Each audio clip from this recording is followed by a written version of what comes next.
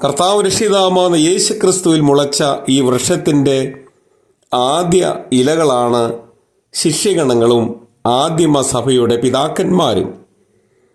ക്രിസ്തുമത പീഡകളാകുന്ന മുള്ളും പാറകളും സഭയെ ഞെരിച്ചുവെങ്കിലും ദൈവകൃപയാകുന്ന സൂര്യപ്രകാശവും ജനവിശ്വാസമെന്ന ജലവും ധാരാളമായി ലഭിച്ചതിനാൽ സഭയാകുന്ന ചെടി വളർന്ന് പന്തലിച്ച് ഇന്ന് ഒരു വടവൃക്ഷമായി ലോകത്തിൻ്റെ മുമ്പിൽ സാക്ഷ്യമായി നിലകൊള്ളുകയാണ്.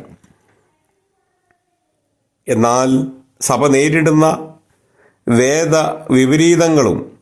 വേദവിപരീതികളും ഏറെയാണെന്ന് പറയാതെ വയ്യ.